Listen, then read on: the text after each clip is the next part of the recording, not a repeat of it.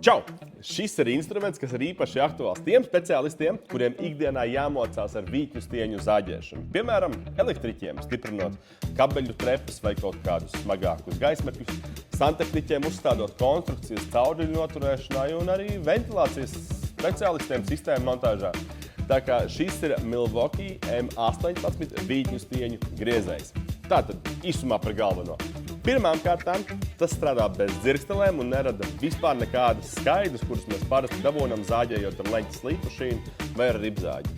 Tas nozīmē tīrāku un drošāku darbu, īpaši publiskajos objektos vai lielveikalos, kur pasūtītāji bieži vien vēlas izvairīties no dzirkstelēm. Bet viens no lielākajiem ieguvumiem ir griezuma kvalitāte. Tā paliek pilnībā tīra un precīza, kas nozīmē, ka pēc griešanas vairs nekas nav jāslīpē, lai varētu uzskrūvēt uzgriezni. Ja mēs runājam par jaudu, instrumentā ir iebūvēts bezoglīšu motors, kas mierīgi tiek galā ar M6, 8, 10 un 12 standarta 4,6 vai 8,8 cietības vītņstieņiem. Ja runājot par nerosojošo tēraudu, tad gan iespējams griezt tikai līdz pat M10 izmēram. Komplektā nāk arī griešanas asmeņa visiem šiem populārajiem izmēriem.